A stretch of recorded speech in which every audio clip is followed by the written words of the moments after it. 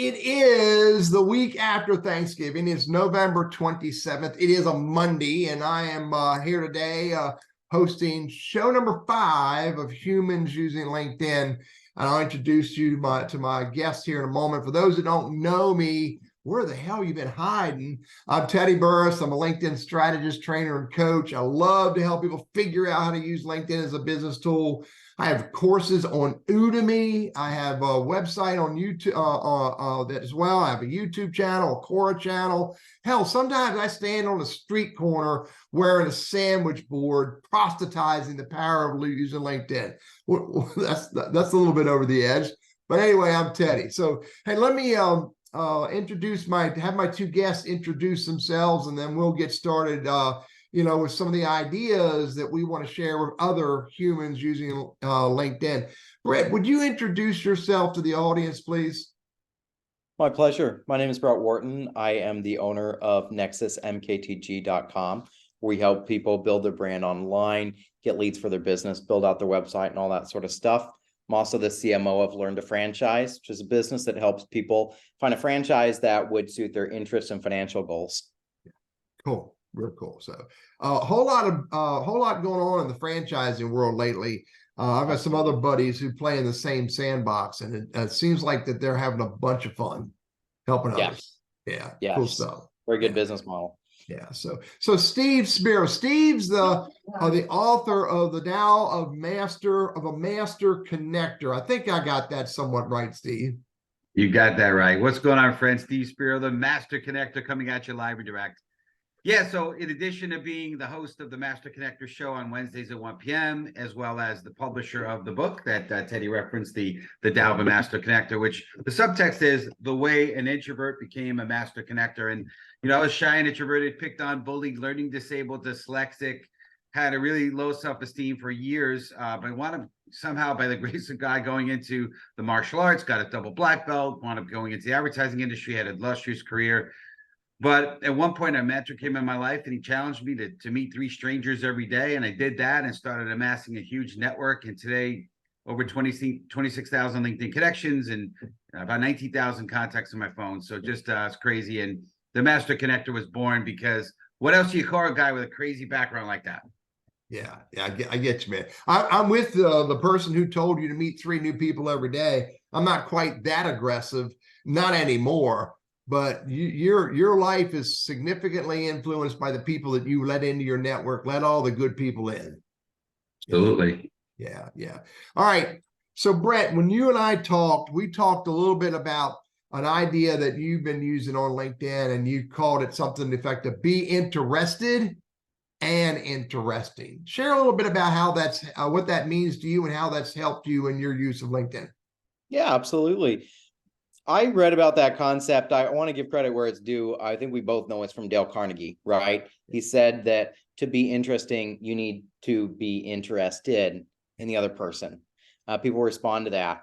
And what I find on LinkedIn is that actually some of the conversations that end up leading to the goal, which is a consultation call, a strategy call, whatever you call it, end up happening from just showing interest in the other person. You don't even need to express what you do or say, oh, and here's how I can help. And oh, and what's your pain point? What are your challenges? I do that stuff certainly on LinkedIn, but I'm amazed at those conversations that end up getting a call booked when I wasn't even doing any of that. I was just asking them about what they're doing. And, oh, I visited your site. I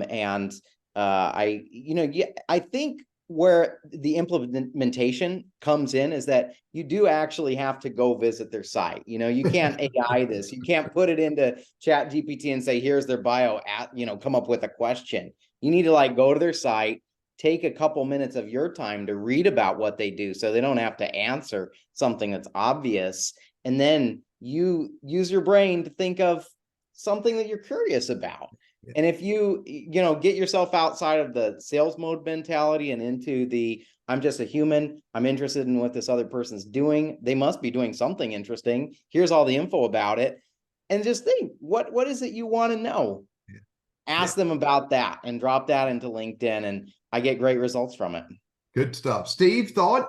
Yeah, I mean, that's phenomenal, and it totally in line with what I believe in and what I practice also, Bert. And I also read How to Win Friends and Influence People many years ago, and for almost every year since then. My mentor also told me to do that. But it's a great book. But you know what? One of the big things that we like speaking about on our show, and I like talking about, is people like to tell their story. And so if you can get them speaking about their story, it really helps. Because then in that, you start to hear some of their needs, their wants, their desires, their pain points.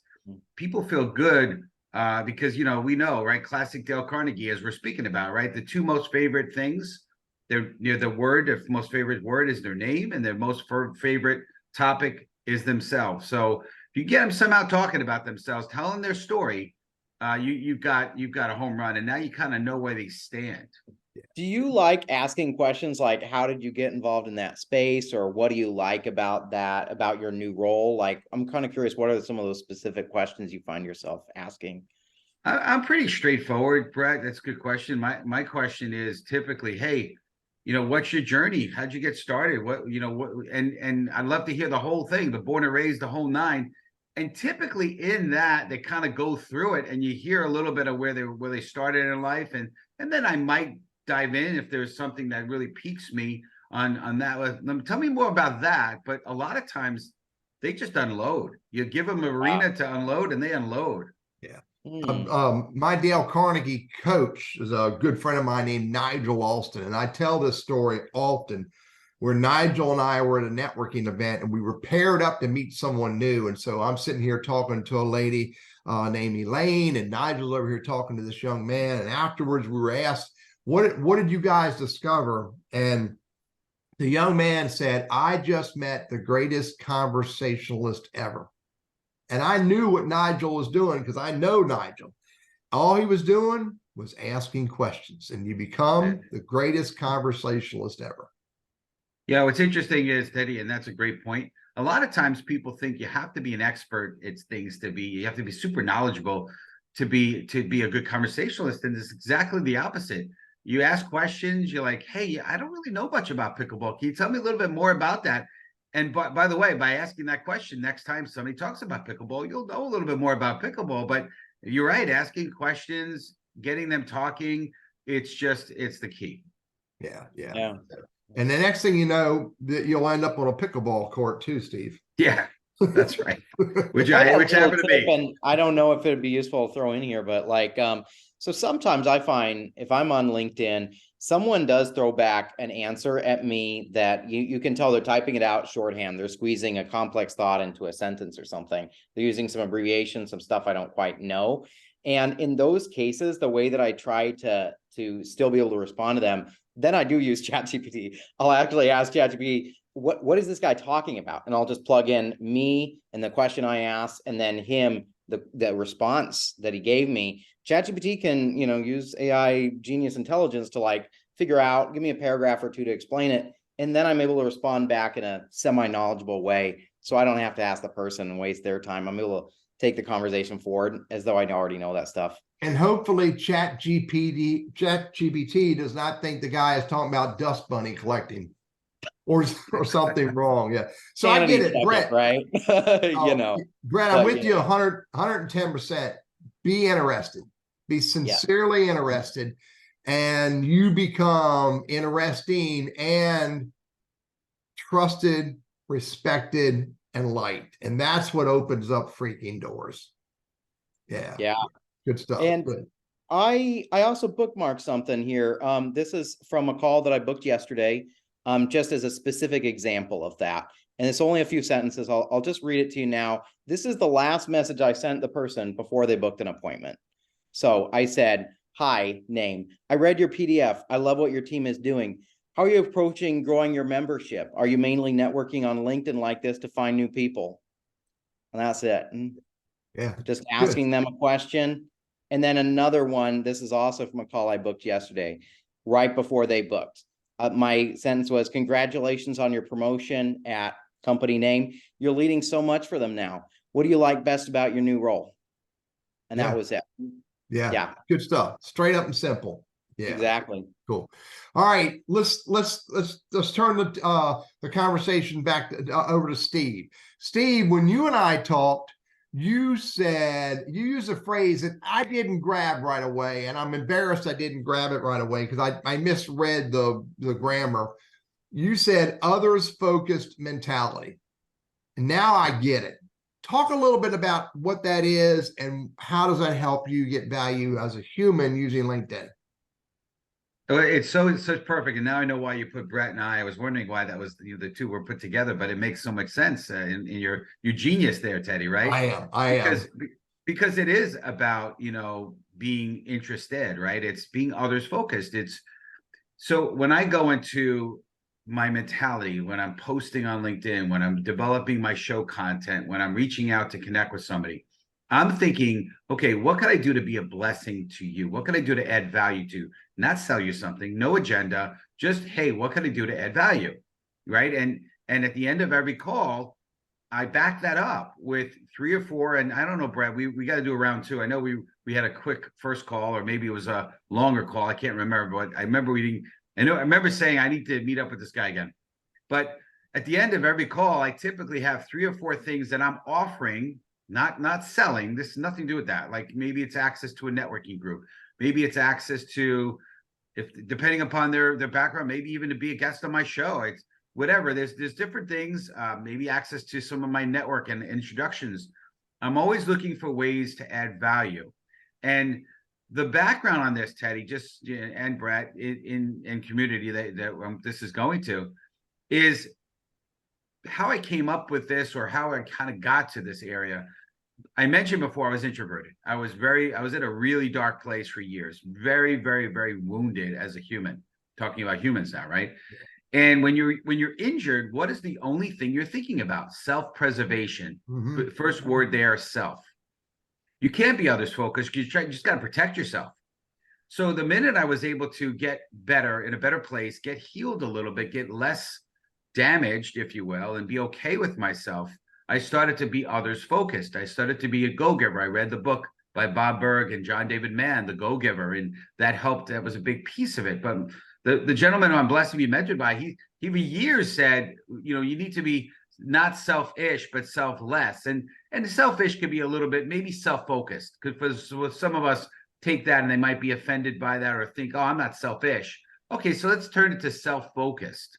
All right. And so if you go and you become selfless and others focused, now things change. And I found the comparison for me was when I was, for quite a few years, I loved Butter Pecan, Haagen-Dazs ice cream. I love it. I could eat it 4 or 5 nights a week if I wanted to. And it tastes so good. I could sit by in front of, binge watch Netflix and eat a full pint. By the way, what happened? It's like it got smaller. It's not a pint anymore. It's a pint. I don't know what happened, but anyway, I'll eat the whole thing. And it just made me fat. And yeah, granted, it felt good doing it, but afterwards I felt horrible. And I work out every morning, including this morning. And I got to push myself, but it's kind of sucky. But once I do it, I feel great. And that's how being others focused was for me. I needed to push myself. It was not the comfort zone for me. The comfort zone is just to be quiet, be by myself, not really thinking about anyone.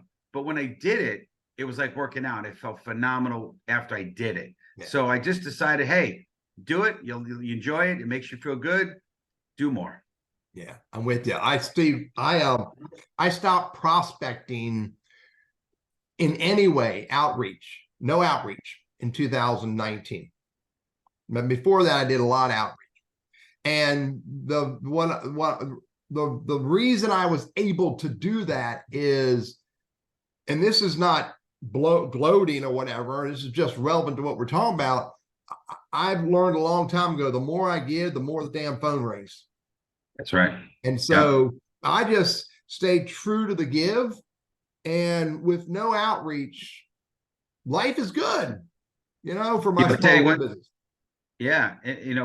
One of the 4 pillars is being a go-giver, being others focused. Yeah. And in the book, I tell the story of the corn, right? It's the law of reciprocity. I call it the secret of the corn. Yeah. It's when you plant seed, right? You put corn seed down, 3 or 4 kernels of corn. Obviously, there's seed time, progression time, and then there's harvest time. And of course, it could be 6 months later. I don't know. I'm not a farmer. I don't know how long it takes. But there's time that you have to let the corn take root, right, and grow. But eventually what happens, not only do you get back corn, you don't get back apples, right? You whatever you sow, you reap, right? That's another famous phrase and truism, a universal law. But you also get it in abundance, right? And I found that during COVID, when everyone's feeling more locked down and kind of isolated than ever before, the more I became a go-giver, the better, the more, right? Because in the case of the secret of the corn, you get whatever, 4, 5, 6, 8 ears of corn, and each of those ears of corn have hundreds of kernels of corn seeds, right? So you get it in abundance. And I found that while I was during the thick of COVID and being others focused, being that go-giver, financially, we've had the best 3 years of our life because of being others focused. And it just comes back. It comes down, and as a old fashioned phrase, a scriptural phrase, right? Pressed down, shaken together, overflowing, right? It's the way it happens. It's a universal law. 2 to 3 months, Steve. That's how long it takes for a corn seed to turn into a full stalk with 4 or 5 kernels. 4 months. Yeah, Okay. 2 to 3 months, sir. 2 to 3 months. Yeah. Not that long. Good. Yeah, good stuff. And I'm with you both. I learned a long time ago, as I just mentioned, that the more I give, the more it comes back. Call it life, God, or karma. I don't care what you call it. The more you give with no expectations, which I'm quite certain both of you would agree to, because the moment you put expectations on it, it will fail miserably. And and done right, if you're interested in the other person, they're going to eventually turn the conversation around to you and say, tell me about you. And now you have permission to talk about yourself.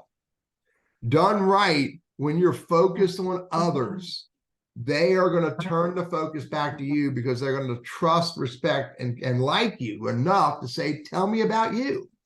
And that's not only how it works in real life, kneecap to kneecap, elbow to elbow with somebody, but that's also how it works on social media, i.e. on LinkedIn. So good stuff. Brett, Steve, thank you both for dropping in today and sharing this with us. I really appreciate it. Anybody watching this video, if you know someone else that you think would be a great human to share their human story about how they use LinkedIn, reach out to us. Hunt Steve down on LinkedIn, follow him. Hunt Brett down on LinkedIn and follow him. 2 more humans out here who've got some really good insights that we all should pay attention to. Again, Steve, Brett, thank you much. We'll talk another day. An honor. Thank you, Teddy. Pleasure. Nice to see you again, Steve. Great seeing you, Brett. Bye-bye.